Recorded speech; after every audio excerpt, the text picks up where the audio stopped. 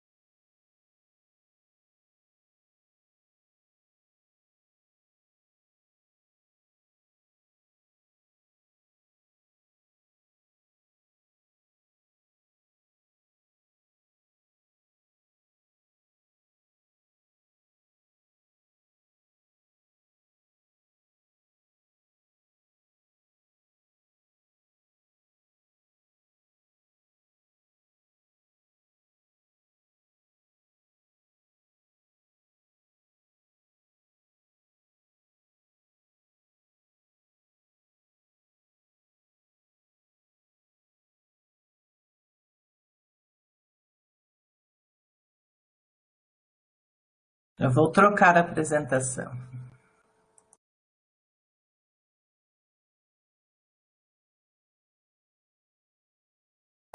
Desculpa, Gustavo, respondendo a ti, eu já vou colocar aqui o link onde vocês conseguem acessar todos os vídeos da curricularização, tá? Renato, agora contigo, então, eu vou fechar minha câmera, tu fique bem à vontade. Bom dia, vocês me ouvem bem? Vocês podem me responder pelo chat. Sim, eu ouço bem. Tá ótimo, então. Muito obrigado pela oportunidade de estar aqui com vocês. Temos aqui já um número grande de pessoas, né? Muito interessante esse formato. Parabéns, Marlova, e toda a sua equipe, os participantes, pela proposta. Eu acho que eu vou copiar, tá? Pode ficar à vontade. Essa parte da comunicação associada à extensão, ela é fundamental, né? Enfim, a gente tem que valorizar, e isso é uma coisa que eu vou falar aqui no final da minha apresentação, né? Até divulgar um desafio que eu estou tentando articular aí com mais gente, para ver se a gente começa a movimentar essa parte de dar mais visibilidade, né? Então, pessoal, hoje a gente vai tratar de um assunto aqui que são os indicadores de extensão, né?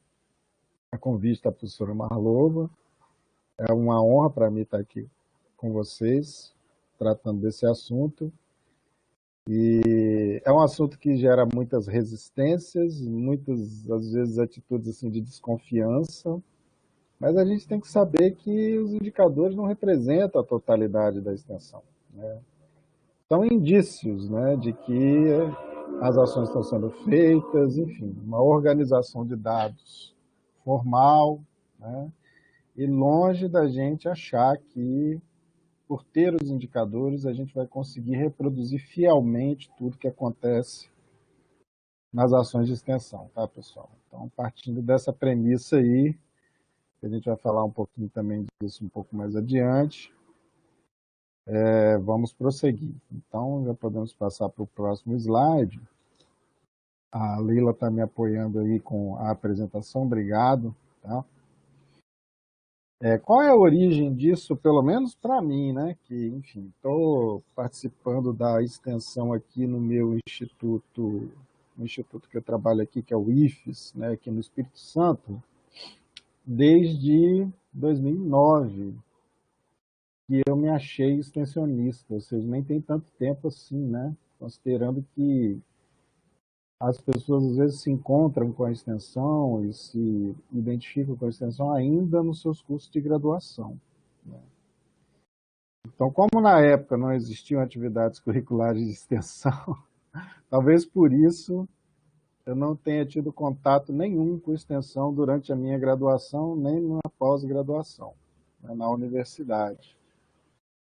E a origem desse trabalho aí com indicadores, né, ela remonta, né, a um trabalho do ForProEx, que quando eu vinha participar da Pró-Reitoria de Extensão aqui no IFES como pró-reitor em 2013, já estava em pauta, tanto no ForProEx quanto no ForProeste. Ainda de maneira incipiente, mas já estava em pauta, já estava sendo visualizado pelos seus membros como algo que deveria ser tratado. E aí esse trabalho se estendeu desde antes de eu entrar, enfim, ainda de maneira ainda não sistematizada, mas em 2014, 2015, foram criados grupos de trabalho nesses dois fóruns, né? Aqui esclarecendo o ForProEx, o Fórum de Extensão das Instituições Públicas, de pró-reitores e pró-reitoras de extensão das instituições públicas de educação superior brasileiras, e o ForProeste, com T no final, é um fórum do CONIF, vinculado ao CONIF, que reúne os pró-reitores e pró-reitoras de extensão da Rede Federal de Educação Profissional Científica e Tecnológica, criada pela Lei 11.892, que todos nós conhecemos bem. Então, esse grupo de trabalho do ForProEx, que é o Fórum Nacional das Instituições Públicas, ele gerou, em 2017, esse relatório. O relatório do grupo de trabalho, de nome IBEU, ou Indicadores Brasileiros da Extensão Universitária. Foi um trabalho de alguns anos, né, que envolveu muitas pessoas das mais de 130 instituições que faziam parte na época do ForProEx. Se eu não me engano, era 135.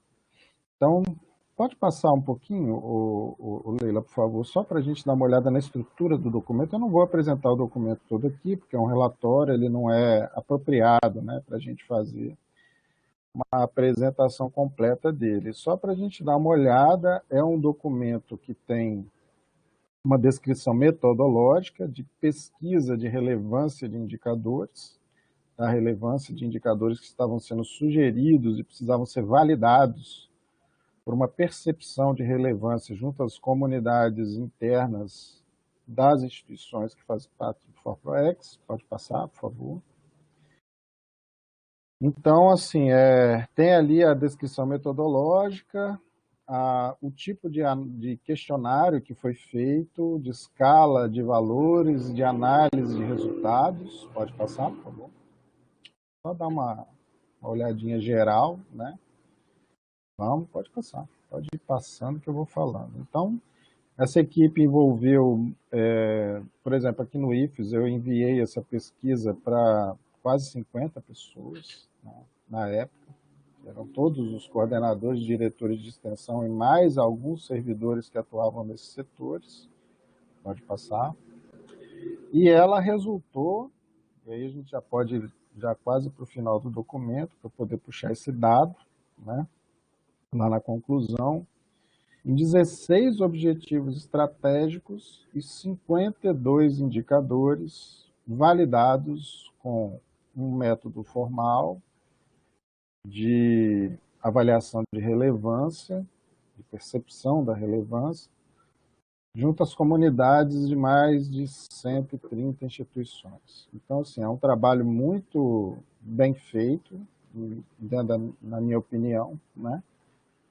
E muito detalhado e que apresenta aí todos os dados com transparência, né, para as nossas comunidades. Então, recomendo que vocês acessem, ele está presente no site renex.org.br, que é o repositório de arquivos e outras informações do Fórum de Pró-Reitores e Pró-Reitoras de Extensão das Instituições Públicas de Educação Superior Brasileiras, o ForProEx.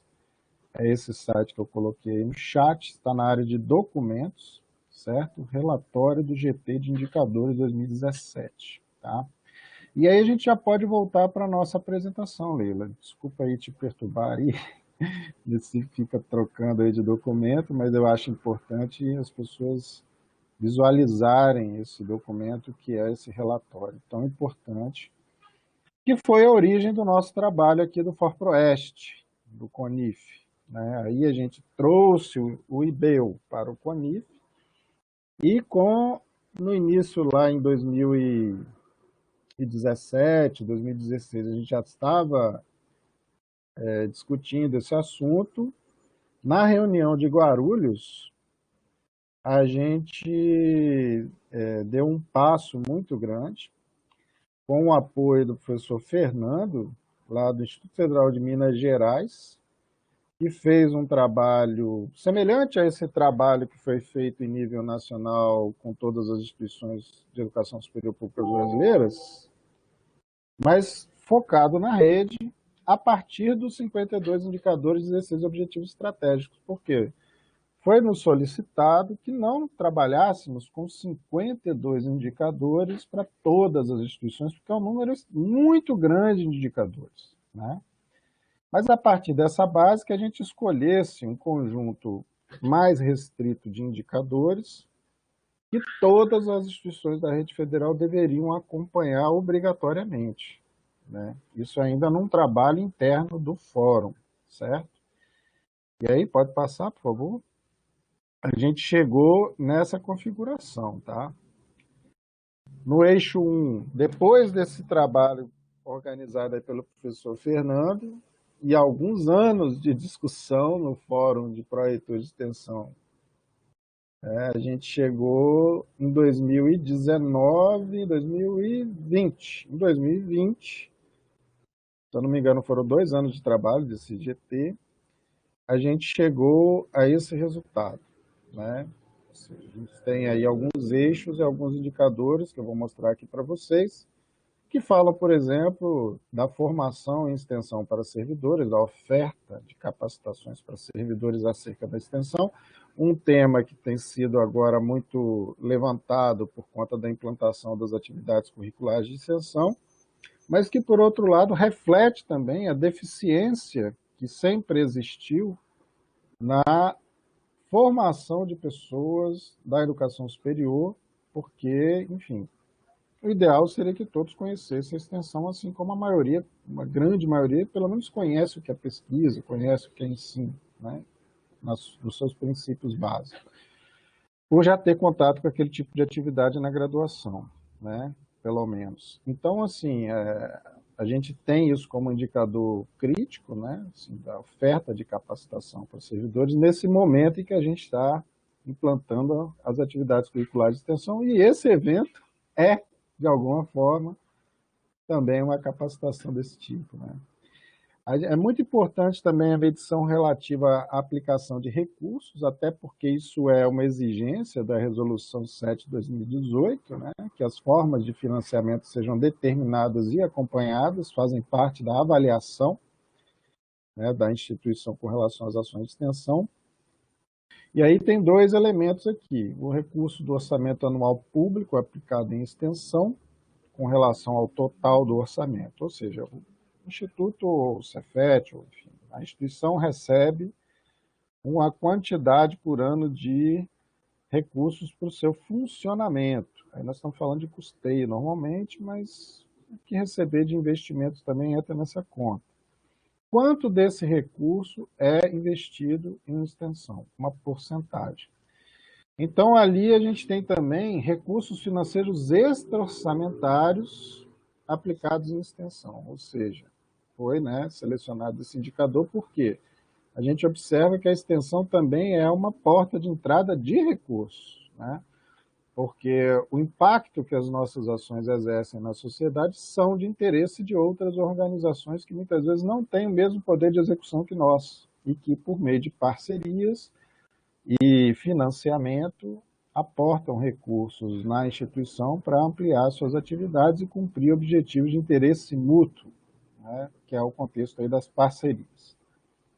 Temos também um indicador nesse eixo de estrutura de pessoal, que foi considerado muito importante até pela tradicional precariedade, né, principalmente nos campi, né, mas em muitas pró-reitorias também, de falta de pessoal para lidar com uma diversidade e uma escala, né, de atividades muito grande, né, desproporcional na visão de muitas pessoas, que eu concordo, inclusive, né, e a gente ter aí um acompanhamento dessa estrutura de pessoal medindo da seguinte maneira, né, quantos servidores com relação ao número de ações de extensão. Então, o número de quantidade de ações de extensão por servidor que está em exercício em algum setor de gestão da extensão, né?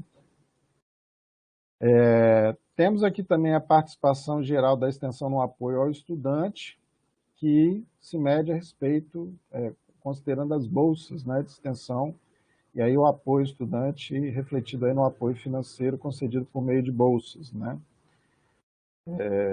Quantidade de bolsistas com relação ao número total de estudantes da instituição. Pode passar, por favor? Aí a gente vai para o eixo 2. O eixo 2 é a participação da comunidade acadêmica nas ações de extensão, notadamente nas equipes executoras, né? Porque aqui nós estamos falando das pessoas que formam as equipes executoras das ações de extensão, né? Mas de uma forma geral não foi fechado ali no tipo de certificação de equipe, com relação a estudantes, por exemplo, é nominado, né, atuando em equipes executoras de ações de extensão, a quantidade de docentes envolvidos em ações de extensão e a quantidade de técnicos administrativos envolvidos em ações de extensão. Então, isso compõe um indicador combinado, que é a quantidade de pessoas vinculadas à instituição que participa, né, das ações de extensão do ponto de vista da sua execução, né, ou seja, que viabilizam a execução de uma ação de extensão, em especial aí participando das equipes executoras. No eixo 3, que é o próximo, a gente tem, né, a questão dos atendimentos. E aí a gente tem público alcançado por programas e projetos, ou separado do número de cursos e eventos, e separado do número de atividade de prestação de serviço. Então, foi feito dessa forma, né, porque foi identificado lá na discussão que são dinâmicas que podem estar combinadas, né? Programas e projetos, cursos e eventos e a prestação de serviço à parte, né? Então foi feito da seguinte forma, né? Quantidade média de pessoas atendidas por programa ou projeto, quantidade média de pessoas atendidas em cursos e eventos e a quantidade média de pessoas atendidas em prestações de serviço. Então, é uma proporção, não é uma média, né? Não é uma proporção, desculpa, é uma média, quantidade média de pessoas. Por exemplo, em média, o Instituto atende 20 pessoas nos cursos e eventos, né? Para a gente poder estimar a escala, né? O porte, né, médio dessas atividades. Essa foi a discussão na época, né? E assim por diante com as outras atividades. Pode passar para o próximo, por favor.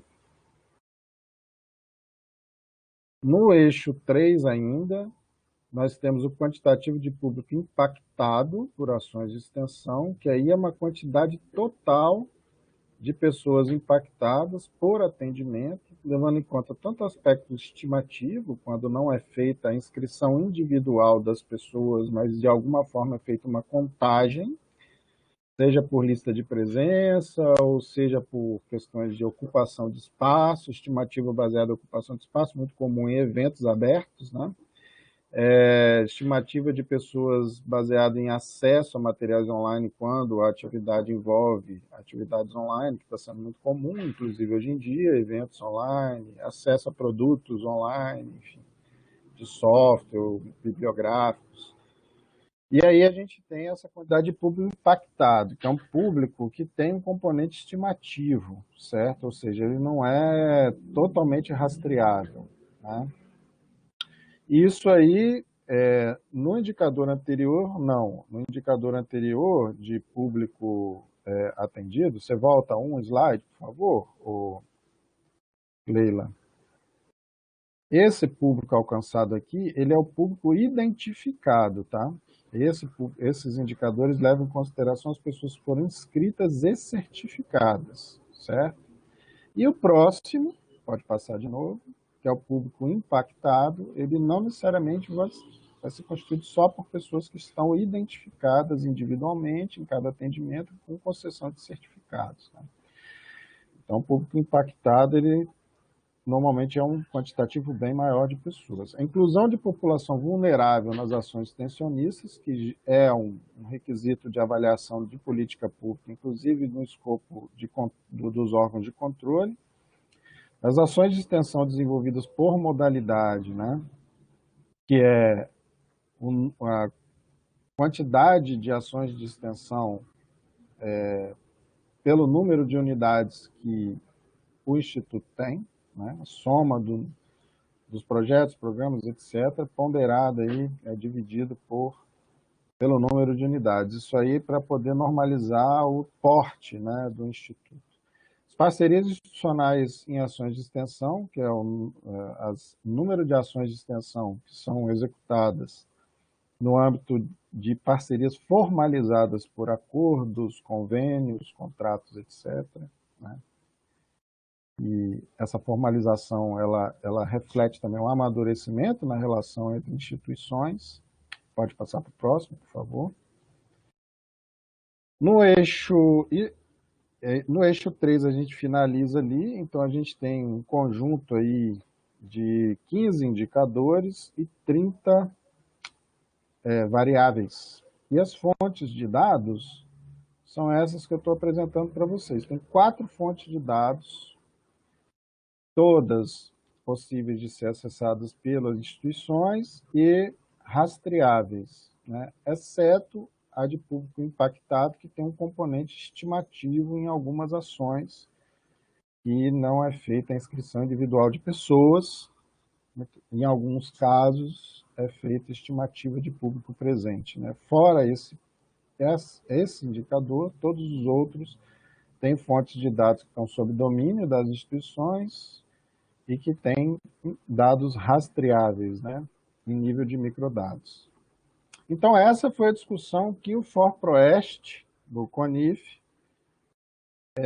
fez a partir do IBEU e que entregou esse resultado aí em 2020 para a Câmara de Extensão do CONIF, que é formada lá por reitores, né? Dentro do CONIF tem uma Câmara relacionada a cada fórum, e ali a gente tem os reitores acolhendo essa proposta e nos solicitando que esse número de indicadores fosse reduzido um pouco mais, né? Porque 15 indicadores na avaliação deles, de uma certa forma também na avaliação do fórum, realmente ia ficar complicado gerenciar todos esses indicadores de forma obrigatória, no sentido também de uma gestão conjunta com o Ministério da Educação. Porque aí, nesse ano de 2020, já estava sendo construída a ideia de que os indicadores de extensão fossem integrados ao que hoje a gente tem ali relacionado ao ensino, a plataforma Nilo Peçanha, mas que fosse integrada a uma estratégia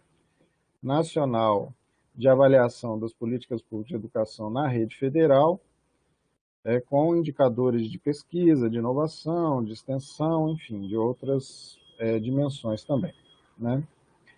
Então aí a gente, enfim, está partindo para uma nova etapa do trabalho agora com o apoio da CETEC, que criou um grupo de trabalho para isso, né, para fazer uma análise crítica dos indicadores.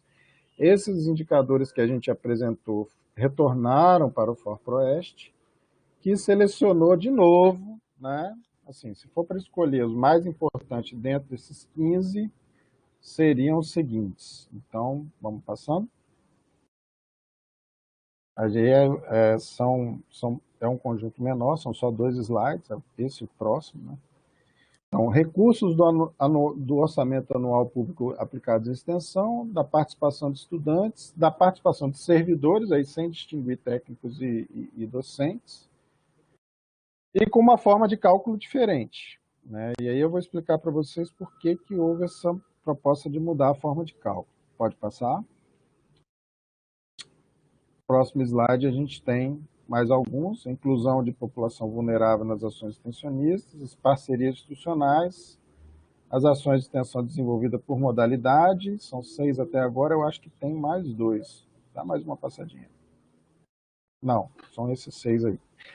Então, por que foi proposta uma mudança aí de cálculo, né? Porque a gente tem no manual de indicadores, seguindo a técnica adotada também para outras áreas, os seguintes atributos para cada indicador. Então, pode passar.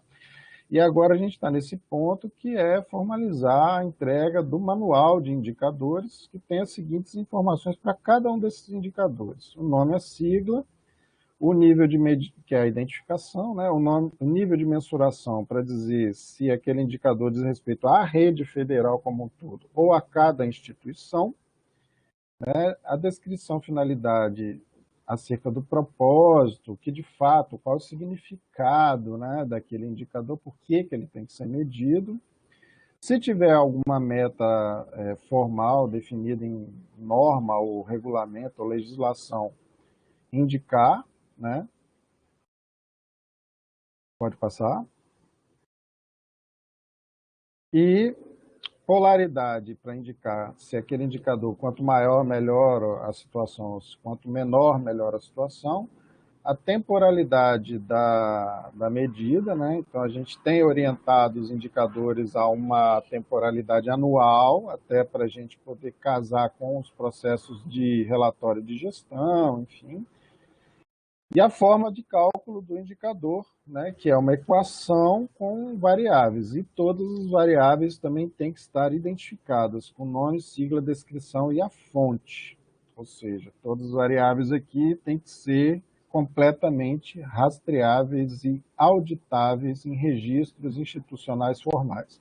Esse é um desafio muito grande, né, que nós temos, que é produzir um conjunto de dados que sejam rastreáveis em nível de microdados, né? Ou seja, um registro que contém muitos dados e esse registro tem um grau de padronização entre as instituições e dentro das instituições e que ele seja seguro, confiável, que de fato ele reproduza a realidade, né? Aqui no Instituto Federal do Espírito Santo, por exemplo, a gente tem o desafio que é de manter os relatórios anuais das ações de extensão em dia, né, e que as informações apresentadas ali, de fato, sejam coerentes com a execução e tenham detalhamento suficiente para demonstrar evidências, né, e evidências também sendo apresentadas na forma de fotos, lista de presença, etc. A gente, infelizmente, ainda não tem uma cultura muito bem estabelecida da necessidade do registro dos resultados, da avaliação dos resultados, da prestação de contas à sociedade do que a gente está fazendo, seja na extensão ou em outras atividades institucionais, né? A gente precisa, isso faz parte de um processo também de valorização das nossas atividades, nós sermos capazes de constituir representação dos resultados de maneira sólida, de maneira cientificamente tratável, né? Ou seja, com consistência de dados, com técnica de, enfim, de tratamento desses dados, com uma discussão amparada em teoria e prática, enfim, todo um aspecto qualitativo e quantitativo também, né? A gente ainda enxerga que os relatórios de extensão ainda estão muito aquém, por exemplo, do que exigiria uma documentação institucional que desse base a uma pesquisa documental, né? A gente ainda tem muitas deficiências na apresentação de informação em relatórios de extensão aqui no IFES. Não sei aí no Rio Grande do Sul, tomara que esteja numa situação muito melhor, né? Mas eu ouço dos colegas da rede federal que isso é um ponto complicado, tá? Em geral, nas instituições a gente tem dificuldades, né? Tanto da nossa comunidade quanto das pessoas que estão passando ali pela gestão, de ter, né, de fato, ali um registro, e tanto de propostas quanto de resultados, consistente, bem detalhado e bem organizado, né? Então, pessoal, era mais ou menos isso aí que eu tinha para apresentar, para motivar nosso diálogo, tá? É só um input aí. E no final, eu queria fazer uma consideração, né? Eu acho que já é o último slide, o próximo. Vamos ver. É isso. Então, basicamente, o que a gente está procurando trabalhar? Indicadores orientados ao ano de exercício, ou seja, que todas as ações de extensão tenham a obrigação de apresentar informações sobre sua execução uma vez por ano, o que não é excessivo, né? É no mínimo uma vez por ano, é isso de maneira geral para a rede federal como um todo, alimentando os relatórios de gestão institucionais e uma coleta de indicadores, da maneira, por exemplo, como é feito com a plataforma Nilo Peçanha hoje em dia, né? E indicadores calculados na forma de proporção ou média, para que não haja uma disparidade tal que seja impossível a gente criar uma análise geral da rede, observando os dados das várias instituições. Ou seja, se tem um Instituto Federal com poucas unidades, um Instituto Federal com muitas unidades, os números em algum momento podem ficar discrepantes e a gente procurar fazer um cálculo baseado em proporção média para poder harmonizar e normalizar um pouco essas discrepâncias, sem abrir mão, obviamente, das totalizações absolutas que representam, né, por exemplo, o número de pessoas de atendimentos feitos em extensão em todo o país, para a rede federal como um todo, é emblemático, né? São Eu estimo que sejam milhões de atendimentos, né, da ordem de milhões de atendimentos. Isso não é pessoa, é cada atendimento, né? Então, isso aí seria interessante a gente construir de maneira sólida, rastreável, auditável, para mostrar o tamanho do trabalho que nós fazemos, sem possibilidade de alguém ir lá e refutar e dizer que isso aí é dado inventado, isso aí não é que vocês tiraram, enfim. A gente ter segurança de mostrar isso aí. Mas isso exige um comprometimento de todo um encadeamento de pessoas que vai desde as equipes executoras até o Ministério da Educação, né? Que é, em suma, ali quem vai, a partir de um determinado momento, também coletar e dar visibilidade para esses dados e usá-los para avaliar as políticas públicas, né, relacionadas à rede federal. Um outro ponto aqui que eu queria também puxar aqui na nossa conversa é o seguinte, que eu já falei lá no início, né? É muito importante que todo esse trabalho de indicadores seja feito também em paralelo, preferencialmente de maneira integrada para reduzir esforços, com um esforço de contar as histórias, né, das nossas ações de extensão, dos públicos atendidos, para a gente dar visibilidade às pessoas envolvidas e às transformações que ocorreram que não são medidas por esses números. Muitas vezes até porque essas transformações, às vezes, são medidas de maneira indireta por números que não estão no nosso controle e a gente não tem acesso a essas bases de dados e, portanto, não pode garantir rastreabilidade e auditabilidade. E também para permitir que isso tenha um lado humano também, que é implícito aí na extensão em todas as suas expressões, para que a gente faça um esforço também de comunicação a respeito das ações de extensão, dando visibilidade não apenas aos números, mas a todas as transformações em ambientes, arranjos, condições de vida, comunidades, trabalho, enfim, todas as áreas temáticas, que a gente tenha um esforço sistemático de registrar, preferencialmente em formato audiovisual, né, que hoje em dia está fácil, todo mundo tem um celular com câmera na mão, não precisa ser uma superprodução, mas que a gente tem essa capacidade de registrar em alguns momentos ali da melhor forma possível depoimentos, relatos, eventos como esse, mas contemplando as ações de extensão também, né? Gerando memória nas redes sociais, gerando memória em repositórios institucionais, em canais oficiais de comunicação aí das instituições, para que a gente mostre que não apenas existem os números, mas também existem as comprovações de tudo o que aconteceu que está por trás desses números e que os números não contam essa história, né, por uma série de limitações. Vocês viram que a gente partiu de 52 indicadores para 6. É impossível dizer que não houve perdas aí na fidelidade da representação de uma coisa que foi avaliada nacionalmente. Então, aqui, divulgar também aqui para vocês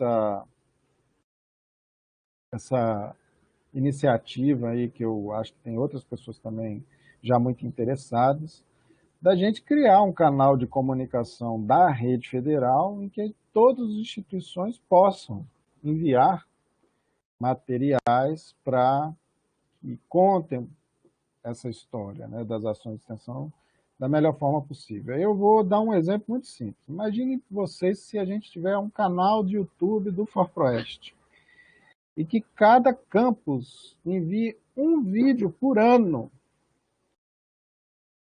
A gente teria 2 vídeos por dia, quase, sendo publicado nesse canal. Que é muito conteúdo, né? 2 vídeos por dia no canal é muito conteúdo. Então, assim, um esforço que cada campus poderia fazer uma vez por ano. Agora, imagina se isso fosse um pouco mais frequente, né? E a gente tivesse essa capacidade de dar aquela visibilidade geral. Isso é fantástico, né? A gente teria inúmeras histórias ali sendo contadas, depoimentos de pessoas que foram impactadas, vidas que foram transformadas, e é impossível traduzir isso diretamente em números, né? Então a gente não pode extinguir essa questão da visibilidade apenas achando que os indicadores vão dar conta disso, porque não vão, e a gente precisa avançar nessa pauta para além dos indicadores. Pessoal, era isso aí que eu queria colocar aí para vocês e fica à disposição para a gente bater um papo aqui no tempo que restar, tá? Muito obrigado pela atenção. Obrigada, Renato, querido, bem esclarecedor e ao mesmo tempo provocante, né? Como quando a gente sempre fala sobre esse assunto. Eu ia levantar uma discussão, na verdade, no final da tua fala, e tu já falou um pouquinho sobre ela, e eu vejo que a Kátia aqui também fala um pouco, que é algo que a gente sempre pensa, a questão de subjetividade, quando a gente tem aquele itemzinho lá do relatório que fala público atendido, né? Como que se mede isso, na verdade? Como que a gente faz para trabalhar com dados mais fidedignos o possível? Eu lembro que a gente já discutiu um pouco isso no ForProest, de trabalhar com certificação de todo o público atendido, né?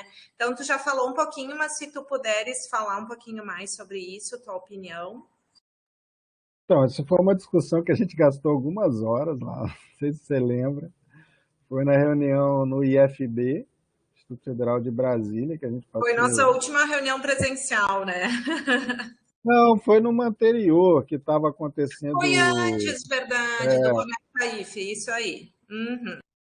que a gente estava fazendo uma reunião também, tinha até os NITs, discutindo uma outra coisa ali numa sala ali do lado, enfim. Aí a gente estava ali numa sala no térreo ali do prédio e fizemos a divisão de grupos de trabalho e isso aí deu uma discussão difícil. Por quê? Como que você garante rastreabilidade, auditabilidade, né, em nível de microdado? Ou seja, o dado dentro do dado. Cada atendimento tem um número, tem microdados. Eu vou dar um exemplo. O dado, a fonte de dados primordial da plataforma Nilo Peçanha é a matrícula. E um microdado da matrícula é a faixa etária do estudante. Né? Agora, vamos transpor isso para a extensão. Né? Qual é o microdado do atendimento que te dá acesso e capacidade de auditar, de verificar se de fato aquele atendimento foi feito? Né? Então, aqui no Instituto Federal do Espírito Santo, a gente usa o nome, o CPF, a data de nascimento e um contato da pessoa, se a pessoa tiver, porque tem comunidades que não têm e-mail, por exemplo, né? Pessoas que não têm e-mail. Mas quando tem, a gente coloca. Não é obrigatório, mas é reforçada a necessidade até para que o certificado chegue até a pessoa, que é via e-mail. Né? Então, a gente tem uma forma de entrar em contato, na grande maioria das pessoas tem e-mail, né? Salvo alguns casos específicos. Tem os dados da pessoa, ou seja, se algum órgão de controle quiser verificar se de fato aquele atendimento foi feito, ele tem como entrar em contato com a pessoa e perguntar: olha, você participou desse evento no Instituto tal e tal, tal dia, tal hora? Assim como é feito com auditorias de cursos que a gente organiza, que a gente contrata na administração pública, que a gente tem que oferecer a lista de presença para o órgão de controle, e o órgão de controle ele liga para as pessoas para perguntar se elas fizeram o curso de fato, e como é que foi o curso e tal, porque tem que auditar, tem que verificar se aquilo tem, se aquela materialidade apresentada é verídica, né? Precisa ser apurado, né? Se aquilo é verdade, se aquilo condiz com a realidade. Então, assim, o registro documental ele tem que ser comprovável, né? E uma maneira de fazer isso é via microdados de certificação. Então, quando a gente fala de atendimentos identificados, auditáveis, a gente está falando de um escopo de certificação, porque a constituição do certificado vai exigir que a pessoa apresente as suas informações e que isso esteja de posse da instituição e ela minimamente tem como ali, de repente, entrar em contato ou prover essas informações para órgãos de controle do tipo. Né? E aí a gente também, para conciliar na discussão a percepção de que, olha, mas tem muita ação de extensão que as pessoas não são identificadas, elas não recebem certificado, elas, enfim, não, às vezes não dá para fazer esse tipo de coisa. Aí, nesses casos, é feita a estimativa de público impactado pela ação de extensão. Né? Por exemplo, A gente vai fazer um evento online com muitas pessoas, aí dá 10 mil pessoas assistindo a transmissão. Você não tem identificação de todo mundo, né? Não tem como ter, mas você sabe o número de pessoas assistindo. Você pode fazer um print da tela e dizer, ó, tinha 10 mil pessoas. E essa informação é gerada pela plataforma. Você não tem como auditar com as pessoas participantes se elas participaram dos dados. Ou seja, tem um número ali que você vai usar para fazer uma estimativa. Olha, o nosso auditório aqui comporta 200 pessoas. O auditório estava cheio. Tem uma foto aqui do auditório cheio, mas eu não sei quem estava no auditório. Então, quer dizer, tem uma materialidade mínima que dá base para a estimativa, ou seja, ela não é inventada, simplesmente declaratória. Tem algum processo que deu origem a essa análise, a esse número, e aí a gente, sempre aqui no IFES, a gente estimula o pessoal, olha, lista de presença, fotos, prints, isso tem que estar no relatório, né? Porque as suas estimativas de público impactado têm que se basear em materialidade, em algum tipo de materialidade de informação fixada, suporte que não seja declaratório apenas, né? E tem vezes também que não dá para fazer muita coisa, né? Enfim, mas as fotos a gente tem conseguido fazer os registros das atividades, as pessoas têm conseguido colocar, isso aí é um registro muito importante até para a memória, né? Institucional. O uso, então, do audiovisual, contemplando também as fotos, que é um registro visual, mas está ali no contexto, né? Dos registros, né? Usando câmera, enfim. É um negócio muito simples, muito acessível hoje, né? E a gente poderia, de repente, desenvolver outras formas, por exemplo, desenvolver uma abordagem de que a pessoa tivesse um acesso a um repositório de uma maneira mais direta, né? Mais espontânea, que ela conseguisse captar imagens e relatos de uma maneira mais facilitada, né? E que isso a instituição pudesse acumular isso em algum lugar de uma maneira, numa conexão mais direta com a pessoa, né? Mas isso ainda está para ser desenvolvido aí. O que a gente tem hoje é o SIGA aqui, não sei qual é o que vocês usam aí, e é um negócio não muito amigável, né? Enfim, aí a gente tem que inovar para fazer com que a gente consiga chegar à informação de uma maneira mais ágil, mais simplificada também, para as pessoas poderem participar com mais tranquilidade e ter mais qualidade também no que elas estão fazendo, né? Obrigada, Renato. E tu sabes que a gente fez nós fomos auditados na extensão, né, pela nossa auditoria interna, e um dos apontamentos do auditor foi isso, né, da gente mostrar mais o que se faz na extensão, que ele avaliando, analisando, ele diz, nossa, é feito tanta coisa que às vezes nem a comunidade interna está sabendo e são coisas muito boas. Então, algumas alternativas a gente já criou para ter uma divulgação maior disso. Tem uma pergunta aqui da colega Kátia, só que pelo que eu vi, ela está offline.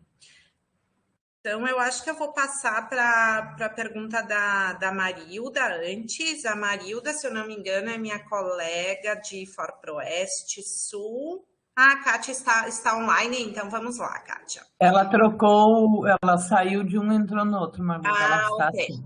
Então tá. Então a Kátia faz parte da Pró-Reitoria de Extensão e Cultura da Universidade Federal de Pelotas e da coordenação da Câmara de Extensão do Centro de Artes da UFPEL. Então ela diz, percebo ainda algumas fragilidades na realização dos relatórios dos projetos, como a falta de participação da comunidade envolvida enquanto público-alvo no processo de avaliação das atividades construídas. E também na divulgação e publicidade desses relatórios, ficam como registro no sistema interno da instituição. E penso que algumas questões quanto à dimensão, relação universidade e sociedade são difíceis de serem mensuráveis, como no processo de avaliar os impactos sociais, culturais, educacionais de nossas práticas extensionistas no contexto comunidade. Se tu quiseres falar um pouquinho. Oh, com certeza. Então, a gente tem geralmente uma resistência, né, em produzir documentação formal padronizada de maneira geral na instituição, né?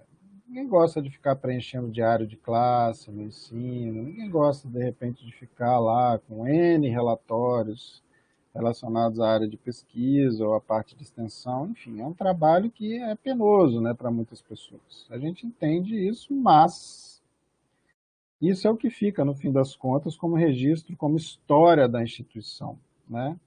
O que nós temos que fazer é, nos órgãos colegiados, como, por exemplo, a Câmara de Extensão aqui, discutir formatos e canais de comunicação internos para que essas informações cheguem da maneira mais direta possível, assegurando a sua fidelidade, e mais cômoda, né? Por que não, né? Por exemplo, hoje, vou dar um exemplo das redes sociais, né? Hoje a publicação de conteúdo e de evidências de fatos em redes sociais é uma coisa que com um clique você resolve. Você abre a câmera lá numa rede social, capta alguma coisa, pum, já está publicado, né? Aquilo vira um registro, inclusive para efeitos formais, legais, enfim, uma série de processos judiciais que a gente vê que levam em conta esse tipo de publicação, entre outras coisas, né? A gente não está se apropriando disso. A abordagem da gestão das atividades acadêmicas nas instituições ainda é condicionada por sistemas muito duros, pouco amigáveis, com interfaces, assim, com design que não favorece uma boa experiência do usuário, né? Então, isso gera também muito desconforto, né, na hora da pessoa inserir informações, construir relatórios, etc. Aí vou dar um exemplo para vocês de um movimento que nós estamos fazendo aqui no ISP para facilitar o estabelecimento de parcerias. Ao invés da gente publicar um edital e mandar o parceiro ler o edital e preencher um formulário, que é uma atitude, no mínimo, antipática, né? A pessoa está querendo fazer uma parceria, você já mete um edital lá e fala, lê aqui e preenche esse formulário. Poxa vida, nem um cafezinho, né? Mas, enfim, nem o cafezinho sara essa dor aí, né? Porque é chato ler edital, né? É um negócio que a pessoa fala, pô, já tem uma barreira aqui, né? Então, a gente está desenvolvendo uma plataforma em que tem o edital, se a pessoa quiser ler, ela lê, mas se ela quiser navegar nessa plataforma, ela vai inserindo informações de maneira gradual e ali vai construindo o escopo de uma parceria na interação com pessoas de dentro da instituição. E no final ela gera um documento com as informações que ela inseriu, sem ser necessariamente dessa maneira. Leia um edital e preencha um formulário. Então existem formas de automatizar a produção de documentos a partir de informações que as pessoas vão acumulando ao longo do tempo, né? O uso de dados, a geração e o uso de dados e a incorporação em documentos formais. Aí me assusta a nossa incapacidade também de transformar os processos internos, sabendo que nós somos instituições da educação científica e tecnológica, ou seja, nós deveríamos ter também a capacidade de transformar nossos processos internos de gestão numa ação de inovação de desenvolvimento institucional, incorporando, né, novas formas de atendimento, formas de comunicação. Acho que a gente ainda está inovando pouco na nossa própria atividade. A gente sempre vai falar de inovação, a gente está falando do outro, ou seja, faço o que eu digo, não faço o que eu faço, né? Então, precisamos também incorporar transformações no nosso fazer, porque se a inovação é boa para a sociedade, ela deve ser boa para nós também. Mas dói, né? Transformação é sempre uma coisa que mexe, né? Então, eu acho que a gente ainda tem aí muita coisa para mexer e para melhorar, tá, Kátia? Essa questão que você falou de que os indicadores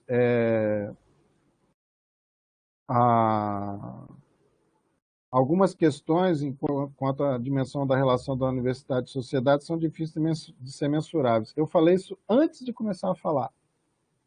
No início da minha fala eu falei, olha, indicador não dá conta de tudo. E no final eu falei, a gente precisa ter uma estratégia de comunicação que dê visibilidade às histórias, às pessoas, às transformações nos ambientes sociais e culturais, e que estão muito além dos números dos indicadores. Então, isso é uma premissa para essa nossa conversa, tá? Então, Entenda que isso está na minha fala aqui. Não acho que tudo isso aqui que eu falei dá solução para tudo. Pelo contrário, é um aspecto muito específico.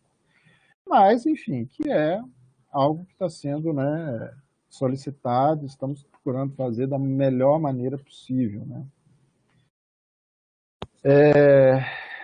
E é isso que nos diferencia da pesquisa, né, Renata? É essa questão de uma maior subjetividade, né? Bem como tu disseste, a gente trabalha com histórias, né? Então não é só uma publicação que vai ser o indicativo do que a gente faz. É um pouco mais subjetivo, né? Mas se você for olhar o pessoal da divulgação científica, eles vão muito além do que está no artigo. Outro dia, vou até fazer um merchan aqui, né? Se bem que eu não estou ganhando nada com isso. Tem um podcast que conta a história de um livro da biografia de Darwin, que é fantástico ouvir aquela história. Entender o que está por trás daquele trabalho, o que essa pessoa passou para chegar naquelas conclusões. Então, a pesquisa também tem o seu aspecto de memória, de história, de subjetividade. Isso, a gente faz a opção de alienar isso. Assim como a gente faz muitas vezes a opção de alienar a experiência de aprendizagem que acontece na extensão, que Kátia está colocando aqui muito bem, de excluir a comunidade de um processo avaliativo. Né? Não sei se por medo e tal, mas a gente vê pouco isso, né? Dessa abertura para a comunidade avaliar a ação, né? Isso aí aumenta muito a responsabilidade também, a percepção do risco da gente talvez não ter todos os recursos necessários para fazer algo que seja muito bem avaliado, as pessoas têm essa preocupação, né? Mas, ao mesmo tempo, esse tipo de avaliação nos dá força para exigir mais também. Olha, aqui foi apontado, por exemplo, que as instalações físicas não estavam legais. O que nós podemos fazer para melhorar isso, né? E assim por diante. Marilda também está aqui fazendo uma consideração a respeito da quantidade de atendimentos, né? Isso, a Marilda, se não estou enganada, é a nossa colega pró-reitora de extensão da Universidade, Fundação Universidade Regional de Blumenau. Acho que estou Ah, certa, né, Marilda? Ela está dizendo que ela está sem microfone, tá, Renato? E ela diz: para ilustrar, discutimos PDI e extensão nesta semana e uma das questões questionadas foi a quantidade de atendimentos. Tivemos um up na pandemia com diversas atividades online, com prova, lista de presença, print e avaliação. Sempre há dúvidas sobre o tal de atendimentos, visto outros setores da universidade desconhecerem o modo de apuração dos atendimentos. Gostei da auditoria da extensão mencionada pela Marlova. Marilda, aqui a gente tem essa auditoria interna, né? Acredito que em todos os institutos funcione assim.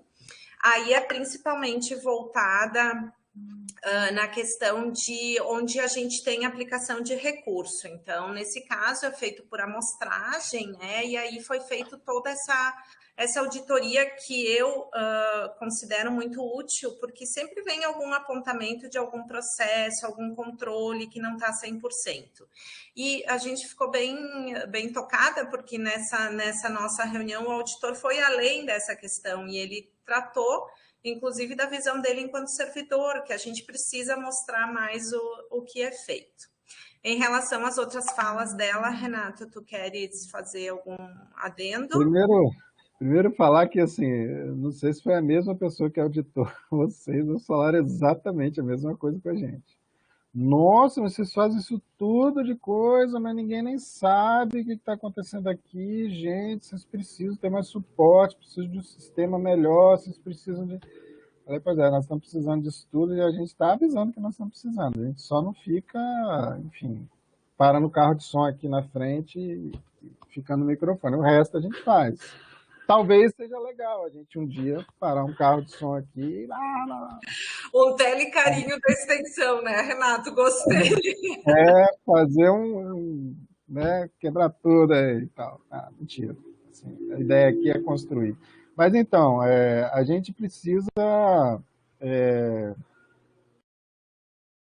entender também essa questão dos atendimentos, assim, tem atendimentos auditáveis e não auditáveis, né? Essa que foi a discussão lá no ForProeste, lá do CONIF. E os atendimentos auditáveis, eles têm que ter, no mínimo, a identificação das pessoas, né? Para você saber, poder auditar lá no nível do microdado. Essa foi a exigência que nos foi apresentada para poder ficar no mesmo perfil dos outros indicadores utilizados atualmente pelo MEC com relação à rede federal, né, de educação profissional. Por outro lado, é importante a gente saber o tamanho do público que a gente está impactando, para além das pessoas que são registradas com consistência de microdados, de identificação pessoal, etc. E tal, né?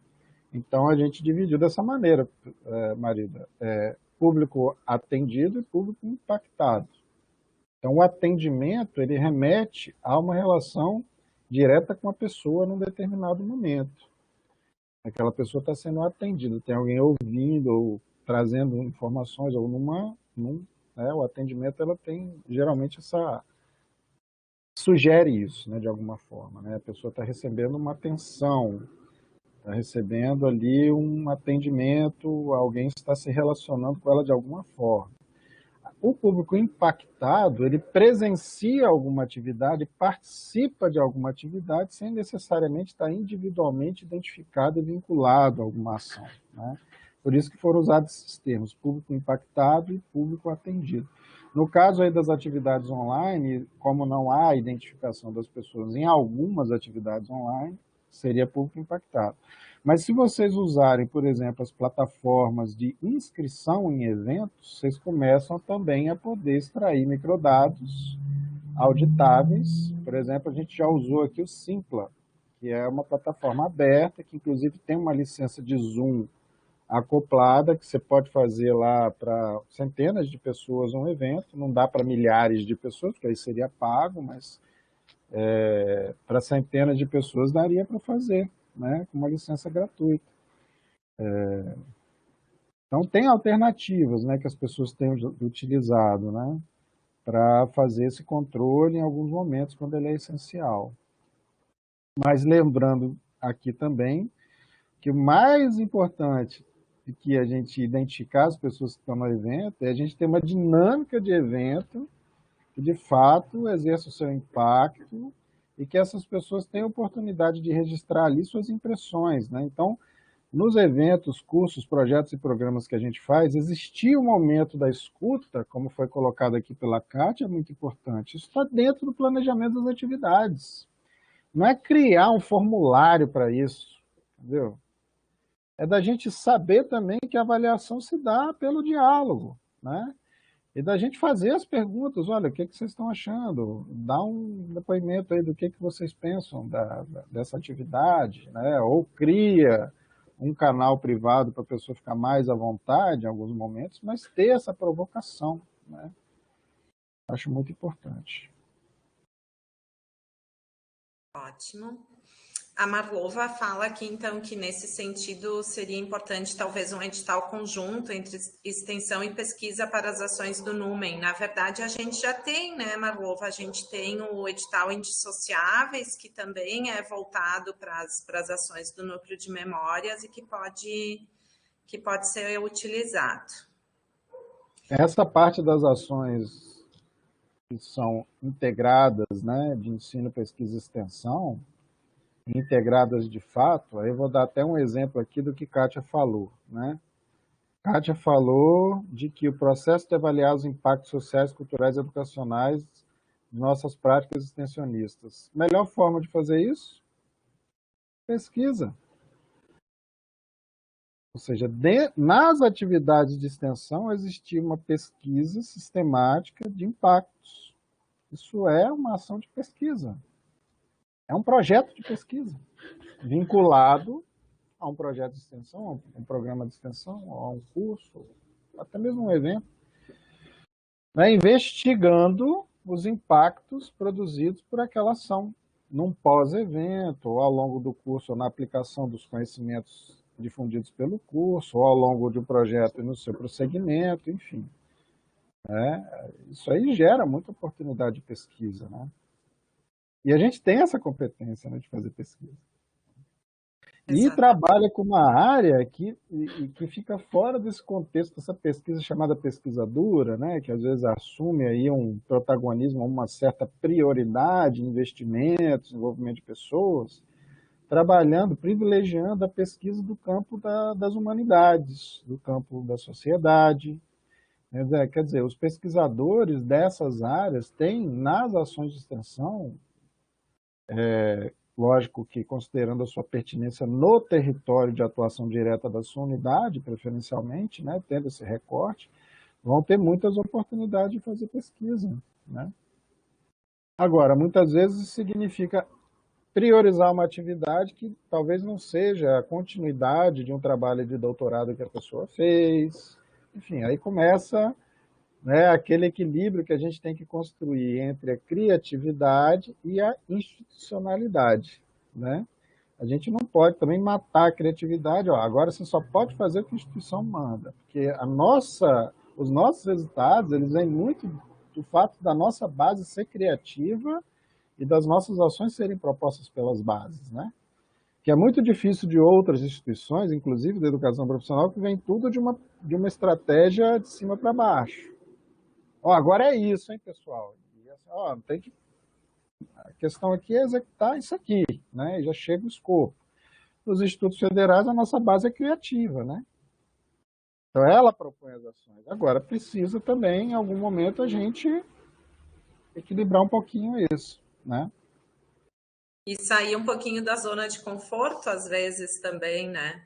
Cortar alguns cordões umbilicais. Isso, verdade.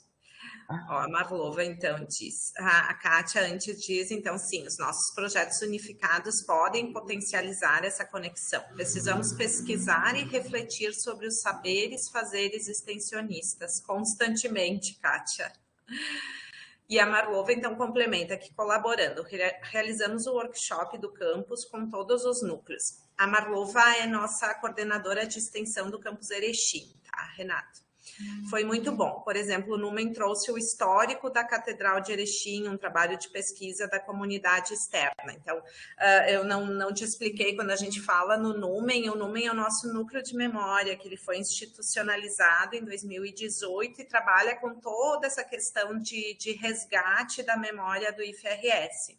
Então, agora nós estamos em um trabalho conjunto, né, para que se constituam grupos de pesquisa nessa área, para que a gente tenha um maior número de trabalhos de extensão, de pesquisa, de ensino voltados a essa área. Mas esse núcleo ele já está constituído em todos os campi do IFRS e já tem feito um trabalho bem interessante. Temos um portal para isso, depois eu já vou colocar o link aqui também.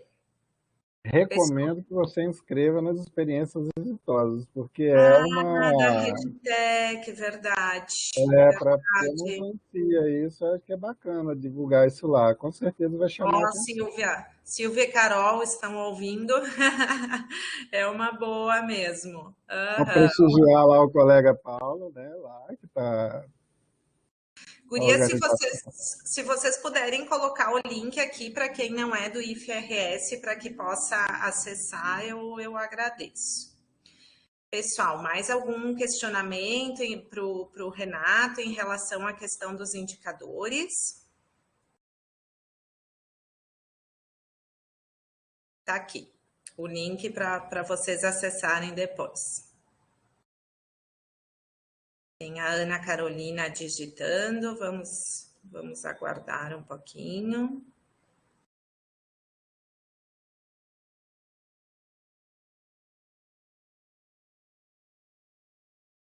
Se de repente alguém quiser abrir o microfone e falar alguma coisa, existe essa possibilidade? Sim, eu ia dizer. Não, acho que a Ana Carolina tá só dizendo, agradeço a oportunidade de ouvi-los. Ana, se tu quiseres abrir teu microfone, pode ficar bem à vontade, os demais colegas também. Queria cumprimentar aqui o Rodrigo, que está presente aqui, que fizemos uma capacitação junto, tenho admiração muito grande pelo trabalho que ele faz lá na Tu sabes que eu ia, Copom. Eu ia pedir para ele abrir o microfone, só que eu acho que ele entrou só como ouvinte, né, Rodrigo? Mas quando a gente falou nessa captação de demandas da comunidade, eu ia pedir, Rodrigo, para ti, já que tu está aqui, para te falar um pouquinho para os colegas de fora do IFRS sobre o Integra, se tu puderes. Então, essa plataforma que o Rodrigo desenvolveu aí junto com o time lá, né, da área da inovação, é um exemplo de um projeto de inovação para o desenvolvimento institucional. Que nós deveríamos fazer disso algo comum. Todo mundo deveria ter um programa de inovação interna, né, na sua instituição, aproveitando competências como a do Rodrigo e a sua equipe, para promover melhorias nos processos de gestão. E aí, a gente também precisa pensar nos processos educacionais, né? Por exemplo, eu estou acompanhando aí, através do nosso colega, nosso conhecido aí, o Matheus, que foi trabalhar lá no Senai Nacional. O Senai está arrebentando aí nos conteúdos da digitalização, da indústria 4.0, nas formas de ensino. Estão voando. Não é que, assim, se o Senai faz, a gente tem que fazer também, mas é um exemplo de uma instituição que está se transformando, né? Muito bacana. O SESI também está numa pegada muito legal disso. E são instituições que atendem públicos que têm característica de vulnerabilidade, né? Enfim, também em muitos casos. Então, não é um público tão diferente do nosso, né? E a gente também não é menos competente para assumir que a transformação tem que ser, que a educação tem que ser transformada e que a gente é capaz de fazer isso, né? Então, uma plataforma dessa, como o Rodrigo desenvolveu aí para a parte de parcerias associadas à área da inovação, o acesso à produção científica, competências internas, para fazer match, né, para projetos cooperativos aí nessa área de pesquisa e inovação. Se a gente tem também uma ideia dessa para dar visibilidade para os impactos sociais, nos arranjos sociais e culturais, nas parcerias da extensão, enfim, é uma coisa desse tipo mesmo, muito amigável, né? Aquela interface, ficou muito bacana, tá, Rodrigo? Já te elogiei tanto que eu fico até sem graça aqui de ficar repetindo. Imagina, tudo muito bom. Obrigado, Tanuri, assim, bom revel, né? Depois, acho que já faz uns 2 anos, né, que nós não nos falávamos, muito legal. E assim, eu via a tua fala, assim, eu ficava muito feliz porque eu via como nós poderíamos, o IFRS, né, ajudar a contribuir com estes indicadores. Algumas dessas informações nós já temos disponíveis, questão de servidores, questão das próprias ações de extensão, que hoje nós gerenciamos através do SIGPROJ, está tendo a mudança, mas essas informações elas já estão estruturadas. A dificuldade maior é no impacto, né? E o impacto é eu acho que você colocou muito bem, enfim, é o gargalo que nós temos para mostrar efetivamente os resultados. Acho que a gente, inclusive, trabalhou esse aspecto muito bem naquela capacitação que fizemos juntos lá em Brasília. Mas é o caminho, né? A gente estrutura esses dados primários básicos e também, com o apoio aí dos extensionistas, conseguir avaliar de uma forma um pouquinho mais qual a gente percebe pelos alunos, pelo envolvimento, pela sociedade, mas quant fica um pouquinho mais complicado. Quando a gente fala de quant, trazendo esse engajamento dos extensionistas, eu acho possível, eu acho viável e acho que a gente vai conseguir um bom trabalho. E a minha grande intenção assim, é ver que como a extensão está trabalhando isso e como isso pode ser trabalhado de forma articulada com a pesquisa. Então, hoje estou trabalhando ali no NIT, né, vinculado à pesquisa, e essa mesma discussão dos indicadores, dos impactos e dos efeitos da extensão também ocorre na pesquisa e tudo isso tem que ser articulado, né, porque é um impacto do IF na sociedade, o que nós devolvemos para a sociedade como um todo. Então, essa comunicação e essa interlocução acho que é muito importante, muito válida, e a gente está convergindo para que isso aconteça de uma forma bastante clara. E contem comigo assim no que precisarem, tanto aqui no IFRS, também no IFES ali, que a gente já está tendo algum contato há algum tempo, para essa troca de experiência, né, de acesso a dados, organização dessas informações e apresentação dos resultados, da visibilidade desses dados aí para as nossas comunidades. Então, assim, novamente, obrigado aí pela lembrança e estou aí para o que der e vier. Obrigada, Rodrigo. Na verdade, assim, tá, Renato, ele é da pesquisa, do escritório de projetos, mas ele tem, assim, um pezinho ali na extensão também, né, Rodrigo? Ah, sim, a gente está pensando em alguns projetos novos e bastante integrados com a extensão. Já está evoluindo e daqui a pouco... A intenção é articular, a gente pensa um pouquinho em caixinhas, mas no final faz tudo parte desse movimento de educação, ciência e tecnologia que se integram, se relacionam para trazer o benefício à comunidade. Então, apesar de eu estar hoje na caixinha da pesquisa, a gente pensa todo mundo junto, e essa integração que a gente fala de ensino, pesquisa e extensão, acho que no nosso caso aqui do IFRS, de muitos outros casos, como também exemplo ali do IFES, é natural, né? A gente está separado, mas trabalha todo mundo junto, articulado pelo mesmo fim, pela mesma causa. Obrigada, Rodrigo. Talvez se a gente começasse a falar mais os verbos e menos os rótulos, a gente se identificaria até mais, né, dentro dessa separação tão grande que existe na estrutura de gestão, né? Porque a gente tem uma estrutura de gestão que divide as coisas no topo lá da cadeia hierárquica da instituição, mas que lá na base, na nossa base, são as pessoas são as mesmas que fazem essas atividades. E a integração das atividades aumenta a eficiência do trabalho dessas pessoas. Então, assim, os projetos que você chamou de indissociáveis, né? Inclusive no SIGA, que é o sistema que a gente usa, é o mesmo que vocês usam? A gente vai migrar para ele agora, Renato. A pesquisa já migrou, nós estamos em processo. O SIGPROD para o SIGA, né? Então, lá tem uma forma de registrar ações indissociáveis. Não sei se é bom ou se é ruim, mas só de ter já é ótimo. Por quê? A gente já andou dando uma testada, né, Rodrigo?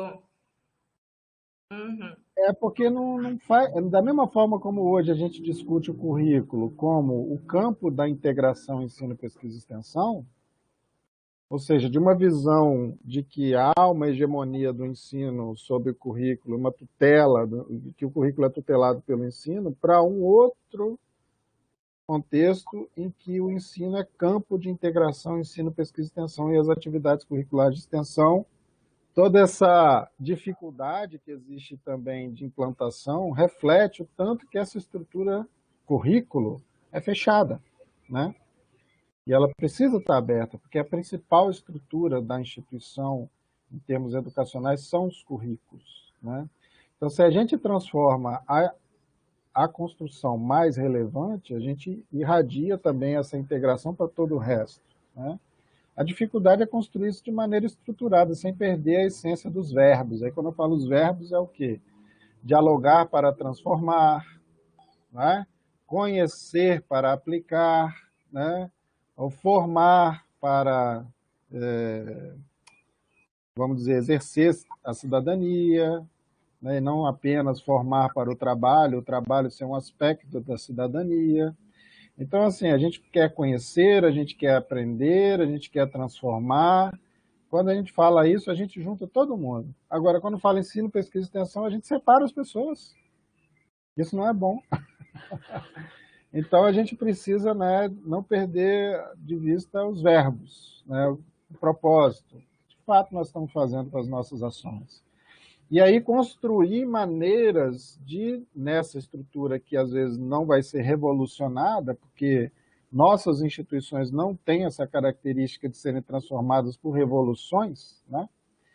Mas de prover dentro das estruturas que existem formas de interação e de integração. Muito bacana o nome da plataforma ser Integra. Já dá aí uma deixa, né, Rodrigo? Exatamente, é essa a grande intenção, né? A gente não somos caixinhas, não somos peças isoladas, mas somos partes de um todo. E a intenção é essa, né? Unir esforços para que a gente consiga impactar a sociedade, mostrar o nosso valor e gerar mudanças, né? Gerar mudanças para o melhor. Esse é o grande objetivo. Obrigada, Rodrigo. Sim, a ideia é essa, né, Renato? O Rodrigo já esteve com o nosso comitê de extensão também para a gente a gente intensificar, digamos assim, a utilização do Integra. A gente já fez algumas alterações nos nossos editais também para que cada vez mais a gente utilize. Acho que não temos mais perguntas aqui. Ficamos bem no nosso tempo programado, mas tu queres fazer uma fala de encerramento, Renato, fica bem à vontade.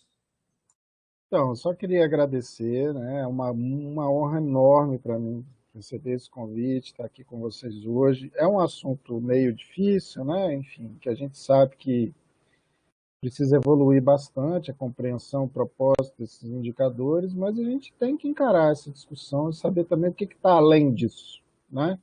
Para que a gente faça não apenas o que está posto, o que precisa ser feito, mas que a gente também avance para o que a gente concebe ser o melhor possível, né? Para a gente mostrar a pertinência do que a gente está fazendo. Se a questão é prestar contas do que estamos fazendo, vamos fazer isso de uma maneira completa, mais completa possível, não apenas por um conjunto restrito de indicadores, e os indicadores serem algo que colabora com isso, mas que não seja definidor, né, dessa história tão bonita que todas as instituições aqui estão construindo. Tá? Muito obrigado, conta sempre com a gente. Um grande abraço a todos vocês. Tá? Obrigada, querido. É mais ou menos a filosofia que a gente pensa para a curricularização da extensão, né? A gente precisa fazer porque a gente precisa atender à legalidade, mas vamos utilizar isso a nosso favor para fortalecer ainda mais a extensão, para rever nossos processos, que seja por isso, então. Eu que digo que foi uma honra te ter aqui conosco, que a gente continue trabalhando juntos lá no fórum, entre as instituições. Agradeço a todas e todos que estiveram conosco. E depois, assim que estiver disponível, nós vamos disponibilizar o link de gravação. Obrigada, querido. Abração. Se cuidem. Abraços a todos, pessoal. Obrigado. Até breve. Até.